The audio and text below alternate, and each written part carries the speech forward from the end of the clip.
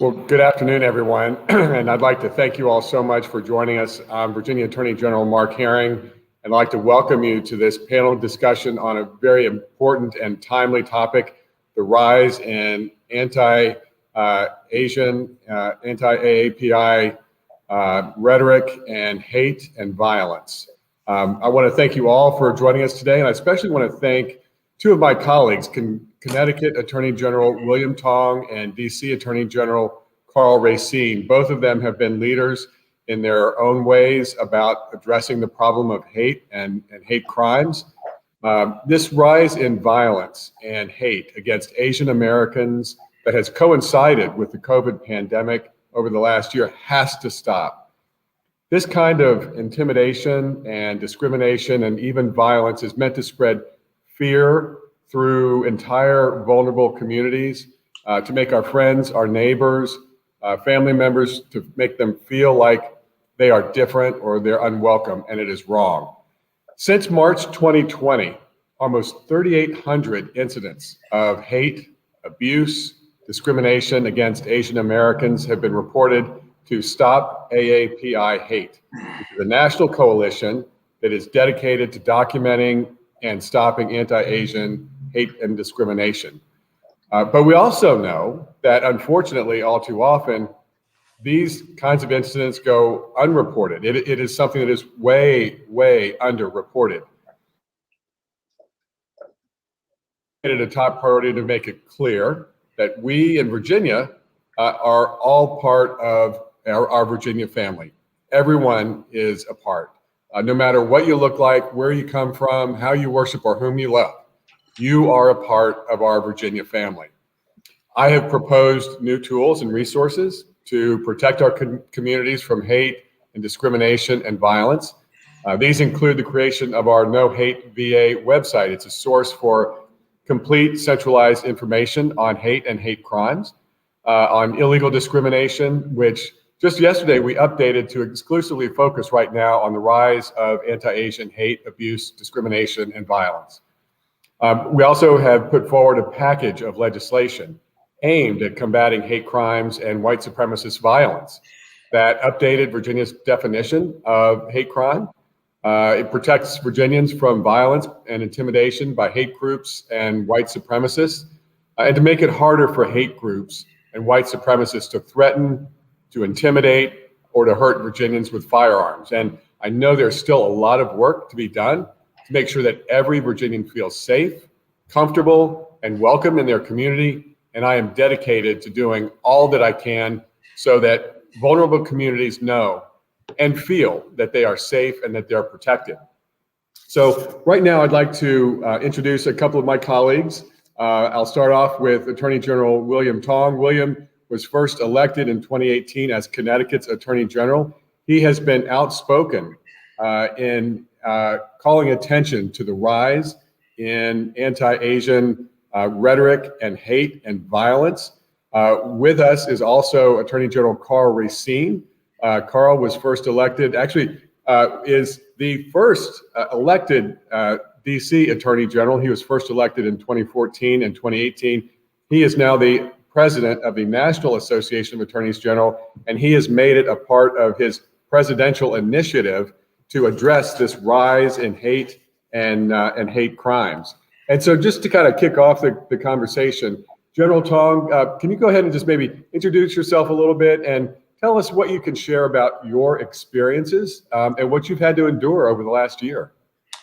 Well, thank you, General Herring, and thank you, General Racine. For those of you who don't know, I'm the new kid on the block, and I'm grateful that I've had two great friends and mentors in the AGs of Virginia and DC, and in particular, General Herring, thank you so much for your work on civil rights in Virginia, and in particular, your focus on the Asian American and Pacific Islander community, which is big in Virginia and growing. And I'm jealous of all the great food you have, particularly in Northern Virginia.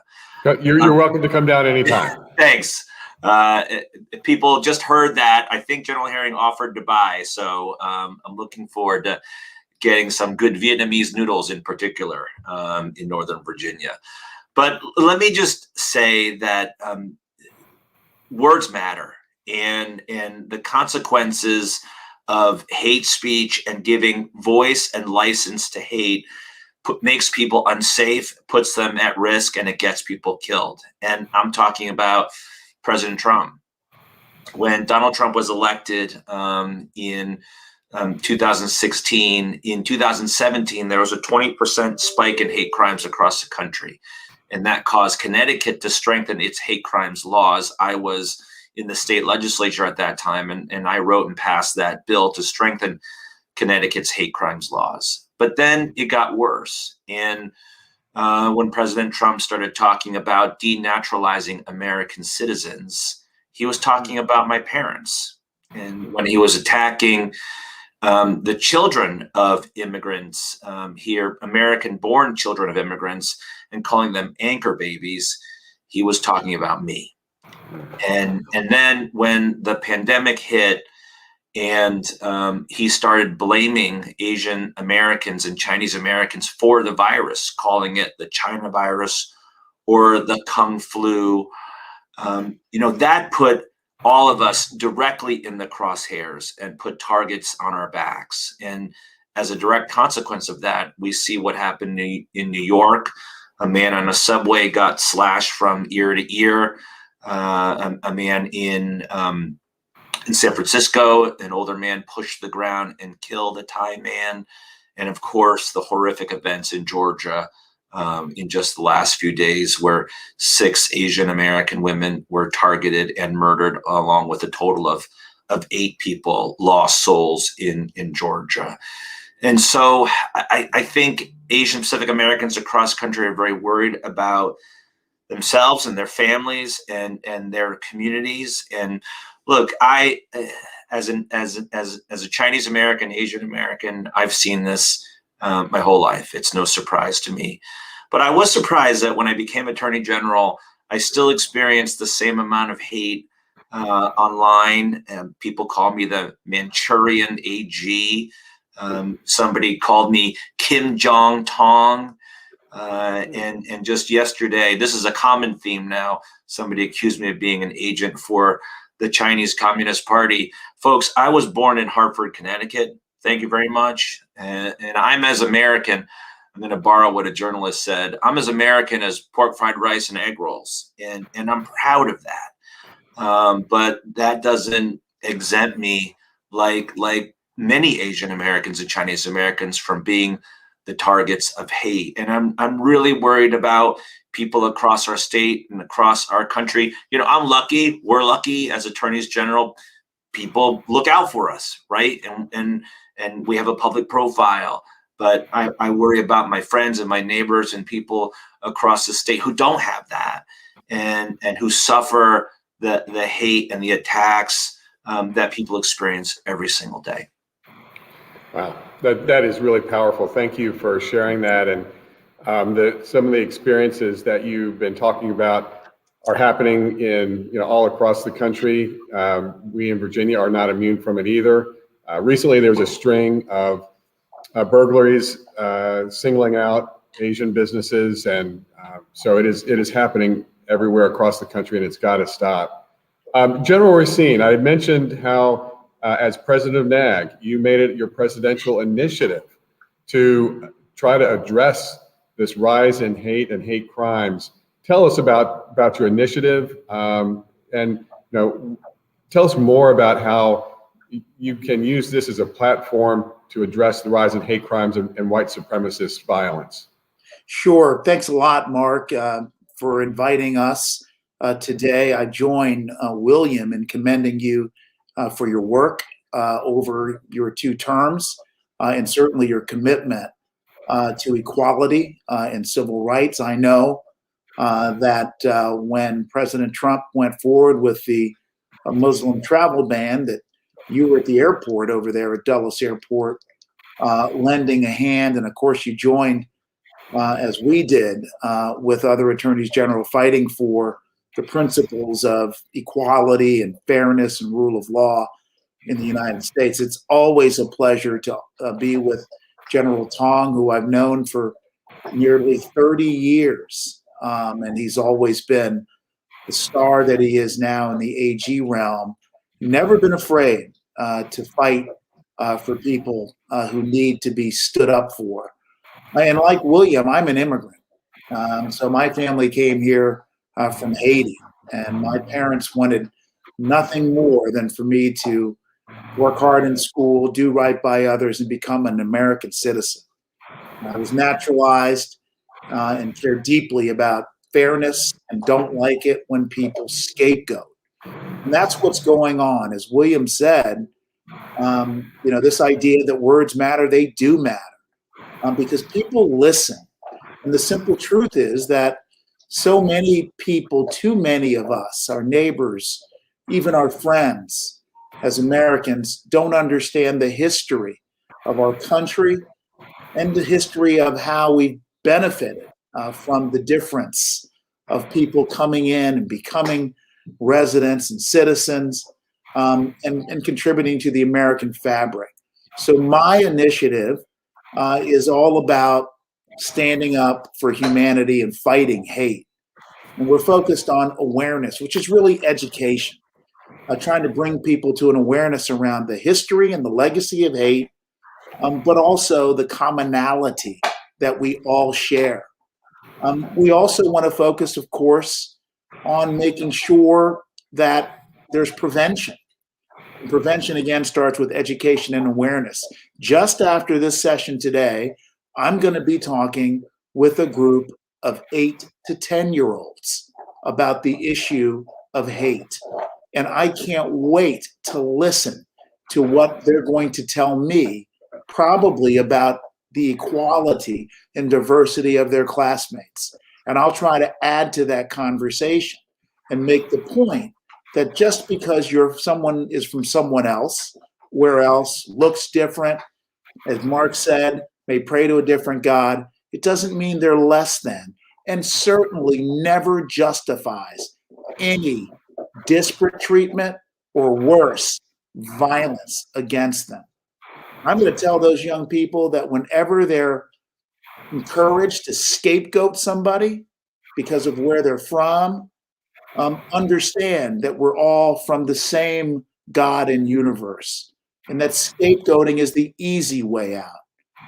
So that's what the initiative is about, Mark. I do want to point out that on June 1, General Tong and I wrote an op-ed in the USA Today, I believe it was, General Tong, where we called out, it was a clarion call, that words matter, as William said, to stop this hate rhetoric, because people are going to get hurt.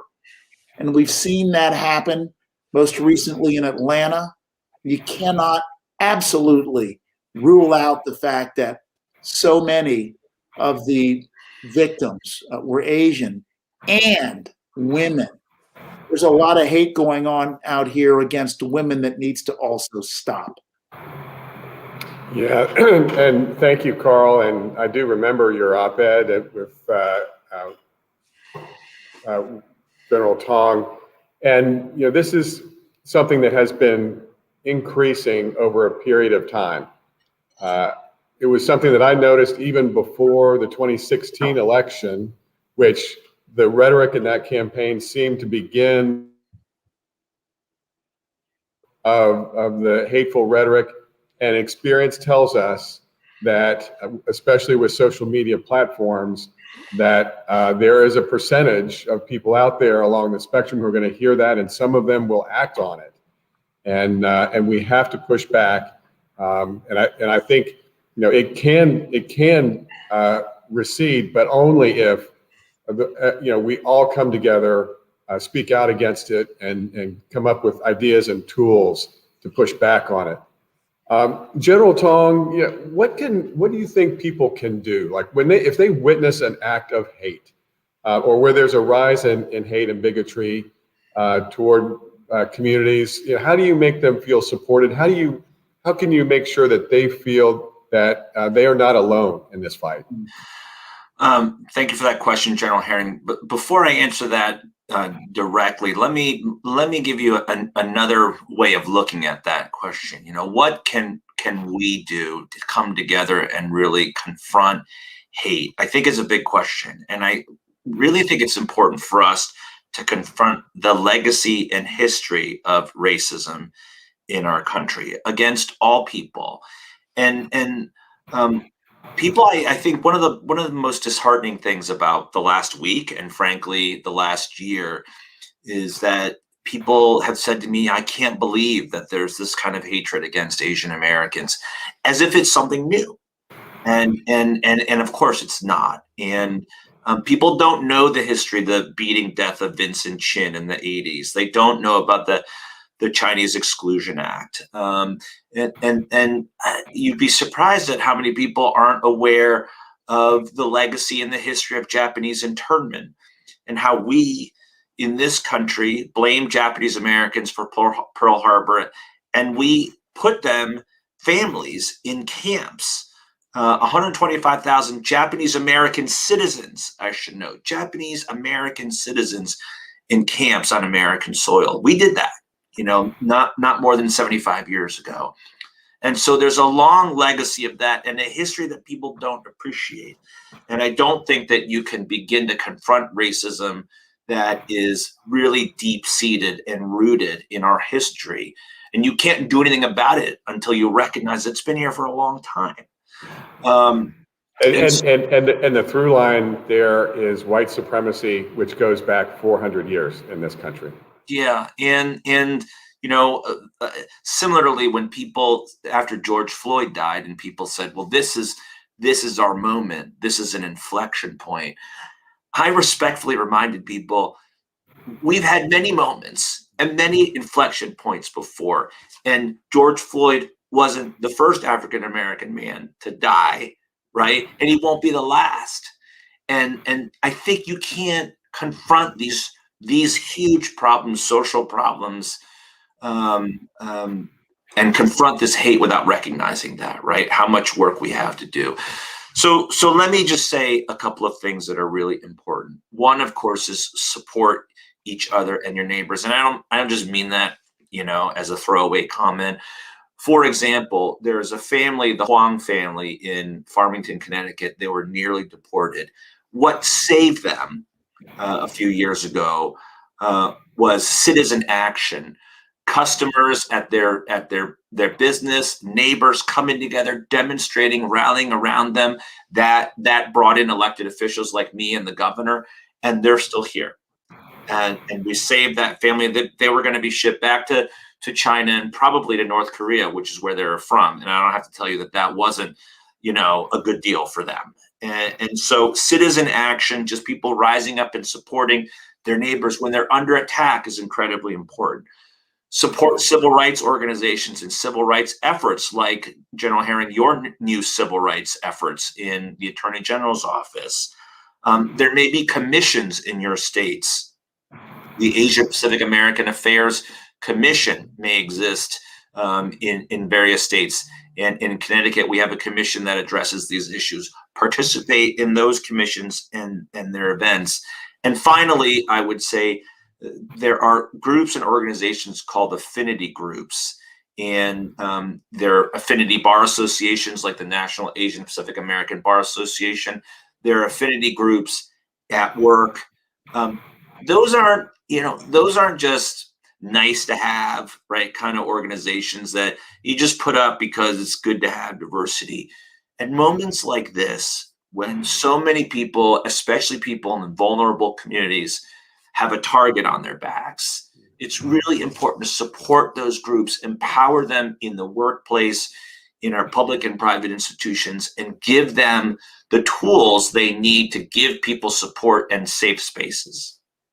Yeah, and that you've made a couple of many good points. But one of the things that I'm reminded of is, in terms of inflection points, and you think, okay, this is an inflection point where we are now going to go and turn this problem around and make tremendous strides. I would have thought that moment in Virginia certainly would have been what happened in Charlottesville in August of 2017. Unfortunately, from the very highest office in our country, the Trump at that time did so much damage Yeah. by saying, well, there are good people on both sides. There were white supremacist neo-Nazis on one side, and it was very damaging.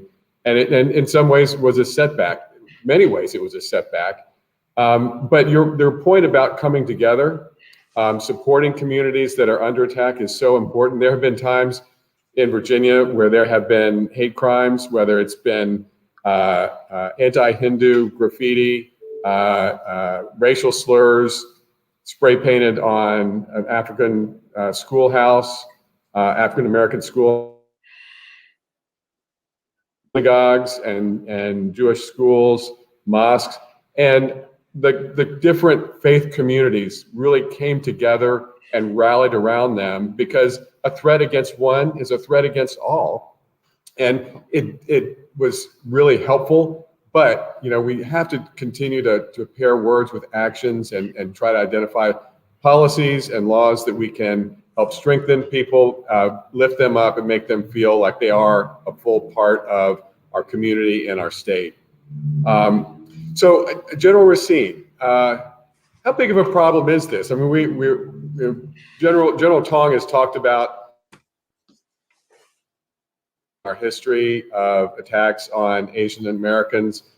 We've seen a lot of the rise. Just can you give us an idea of the scope and just how big of a problem it is? This is a massive problem, and it's a massive problem for the very reasons that you and General Tong have well explained.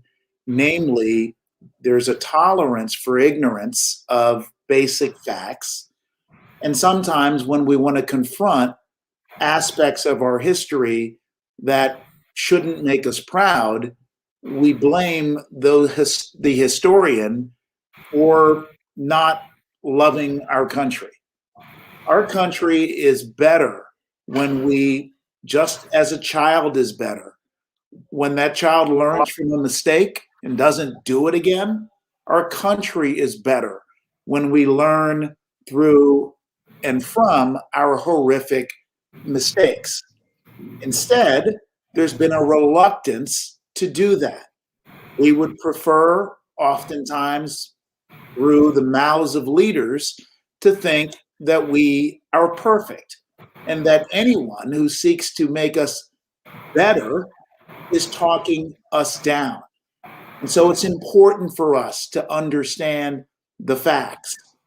And we know that hate crimes in 2019, that's the last year that we've had a hate crimes report from the federal government, the FBI, increased at an extraordinary level.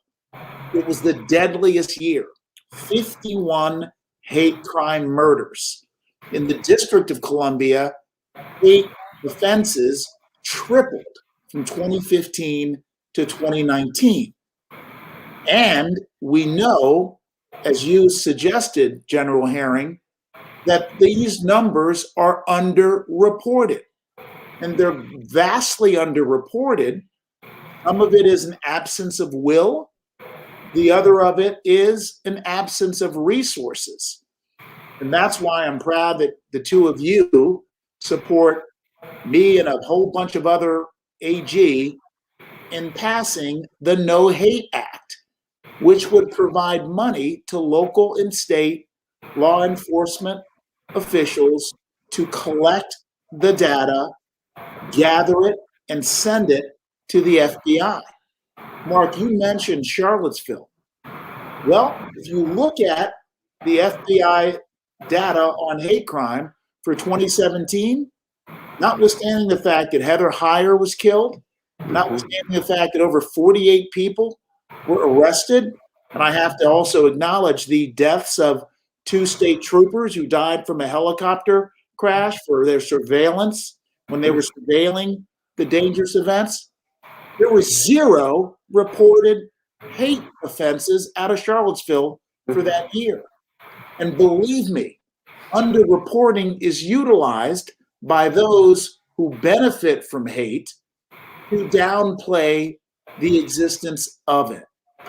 So let's have a truth and reconciliation. Let's do what our parents did with us. make us reckon with our mistakes so that we don't repeat them, and never fall prey to the scapegoating. As I said, I come from Haiti, a proud country, not a shithole country, is how Donald Trump called it.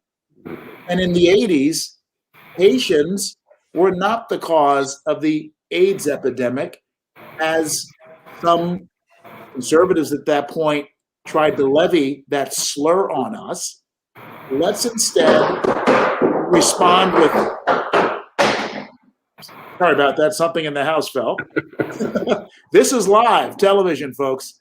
No, but let's instead be honest, and let's reckon with history, and let's challenge ourselves to actually be better human beings. Yeah, and the underreporting has multiple dimensions to it. Some of it in some communities, there's just a sense of, well, I shouldn't say anything. I should just keep my head down. I'll get into more trouble if I report something. So so we need to work to find safe spaces for people who have these fears to come forward and report them. On the flip side, there needs to be more education about within like law enforcement community and community leaders to be able to identify when something is a hate crime.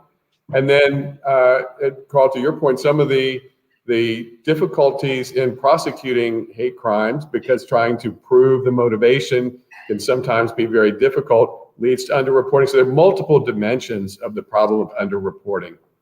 One of the reasons why hate crimes are so heinous and toxic is, even if it is an act of violence toward one person, it is a crime that is directed toward an entire community, and trying to make them feel that they are not a part of the community, they are not a part of our state or our nation, and to try to push them into the shadows.